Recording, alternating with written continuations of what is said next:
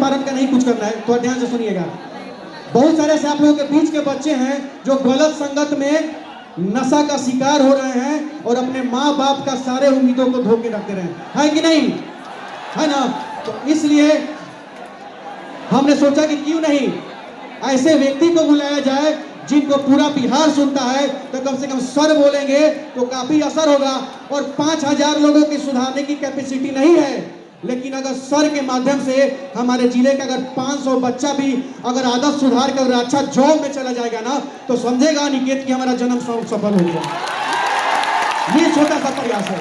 ये भीड़ जितनी इकट्ठी है, ये अनिकेत रंजन चुनाव के लिए, राजनीति के लिए, वोट के लिए नहीं किया है। हमें किसी का वोट नहीं चाहिए, हमें चंपारण का सम्मान चाहिए।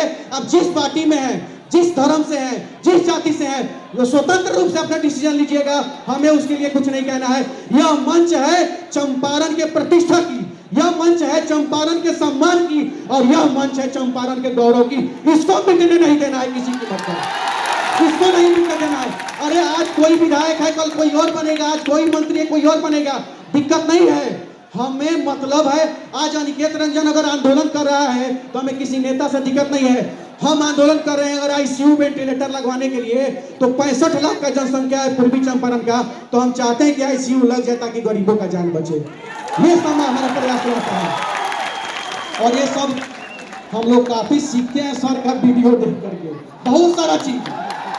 और कभी कभी लगता है सर कि छोड़ देते हैं, हिम्मत हार जाता है, और कुछ लोग बहुत सारे FIR हो जाते हैं, तभी कहीं ना कहीं से किसी सोशल मीडिया पर सर का वीडियो दिख जाता है और लगता है कि फिर से कहीं रिचार्ज हो गया है, फिर से बैटरी चार्ज हो गया है और फिर से उसी एनर्जी में शुरू हो गया है।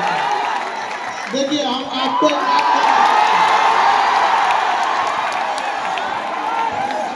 माफी चाहते हैं आपको बीच में रोके, लेकिन ये चंपारण की धरती है, क्रांतिकारियों की धरती है। FIR क्रांतिकारियों का गहना होता है, गहना। ये जितने गहना से घबराया नहीं जाता है। समाज को बदलना है, दीपक को यदि अंधेरे को मिटाना है तो खुद को जलाना पड़ता है। हम लोग को मिटना पड़ेगा। अंत में मैं माइक रखूं उससे पहले एक छोटा सा निवेदन आपसे करना चाहता हूं, इसके बाद सीधे हम लोग कार्यक्रम में आगे बढ़ेंगे। हम बहुत कमजोर परिवार से निकले हैं।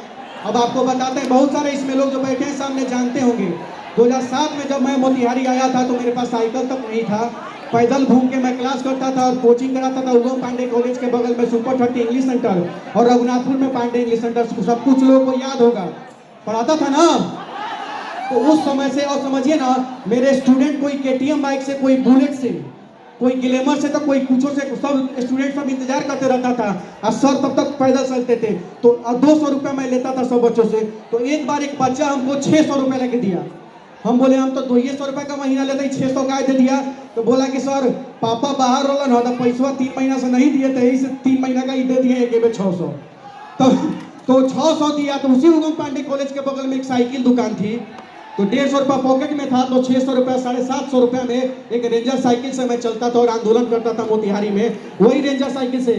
तो जब रेंजर साइकिल से मैं पहुंचता था बच्चे, तो सब कहते कि सर हम निके मोटरसाइकिल से आते हैं, और सर चोए चाय करते हुए रेंजर साइकिल से पहुंचते पढ़ाने के लिए।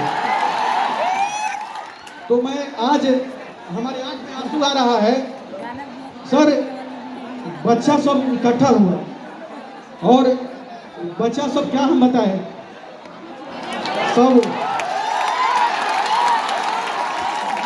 वहाँ अनिकेत रंजन को पहली बार मोटरसाइकिल पर यहाँ के छात्रों ने 200 रुपये इकट्ठा करके ग्लैमर मोटरसाइकिल खरीद के उनको चढ़ाया था। सब हमारे स्टूडेंट थे जो लाल कलर के ग्लैमर पर चढ़ते थे ना, वो लड़का सब खरीद के 200 रुपये इकट्ठा करके, और शिक्षक दिवस पर हमको ग्लैमर बाइक दे दिया सब चढ़ने के लिए। और इस जिला में आंदोलन करते हुए लाठी खाए, सर फटा, खून बहा, 28 दिन भूखे भूख पर भूखे बैठे थे, लाठी का पिटाए। लेकिन कहते हैं ना कि समाज में कुछ अच्छा करते हैं ना तो कुछ नहीं होता, तो समाज का कुछ लोग साथ देता है। तो ये इतना लोग को कैपेसिटी नहीं था हमारा इकट्ठा करने के, कि 2000 की कैपेसिटी है और लगभग 6-7 हजार लोग इसमें खड़े हैं। तो सर ये प्यार है। और सबसे बड़ा चीज़ है कि सर हम क्या कहें, बस आप लोग प्यार बनाए रखिएगा कि सर यहाँ पर आए हैं और सर जो भी बोलेंगे ना, हम हाथ जोड़ कर रिक्वेस्ट कर रहे हैं कि उस पर थोड़ा सा अमल करिएगा और तो हम लोग का मान प्रतिष्ठा बढ़ेगा। और अनिकेत रंजन इस वादा करता है, अभी तक किसी राजनीतिक पार्टी में अनिकेत रंजन नहीं गया है। हम चंपारण की शान के लिए लड़ते हैं, चंपारण के प्रतिष्ठा के लिए लड़ते हैं और जिंदगी में जब तक जिंदा रहेंगे हे धरती को छू के कसम खा के कह रहे हैं कि चंपारण के प्रतिष्ठा के लिए अनिकेत रंजन लड़ेंगे। इसके अलावा कुछ नहीं। बस इतना ही कहना चाहते हैं। अब हम समय बर्बाद नहीं करेंगे, हम बोलेंगे, लेकिन सर आप लोग बिल्कुल ही मत घबराइएगा, हम खूब ज़्यादा वक्त नहीं लेंगे। आप लोग की तरह हम भी व्याकुल है खान सर को सुनने के लिए।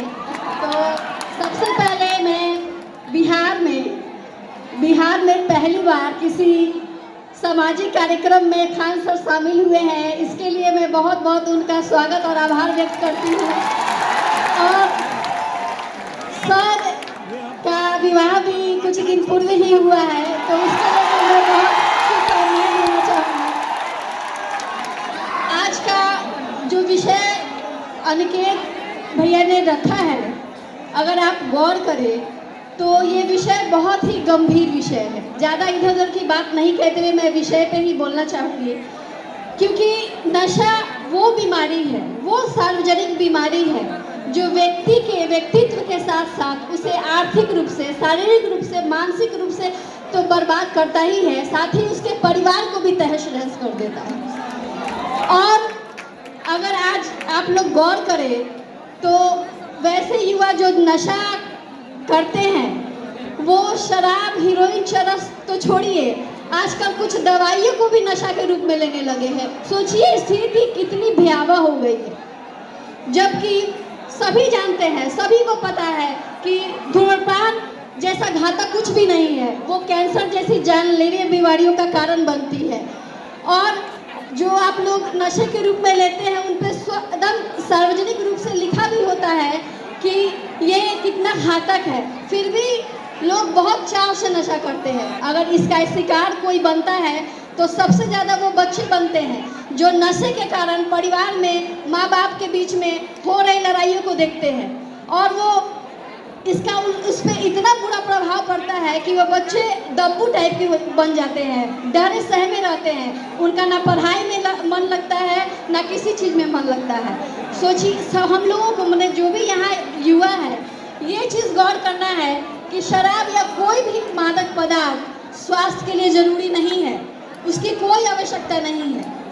अगर आप हमारे संविधान को भी देखेंगे तो संविधान का भाग 4 की धारा 47 में भी लिखा है, वो भी हमारा संविधान भी नशे का विरोध करता है। अगर आप बिहार में देखें तो बिहार में कानूनतः शराबबंदी है, लेकिन फिर भी किसी भी तरह का रोक नहीं है, कुछ नहीं है। लेकिन कोई भी सरकार किसी भी कानून से जब तक आप जागरूक नहीं होंगे नशा को नहीं रोक सकती है। इसके लिए अनिकेत रंजन भैया ने जो नशा मुक्ति का अभियान चलाया है, इस अभियान से हम सबको जुड़ना होगा, तभी हम लोग इससे निजात पा सकते हैं।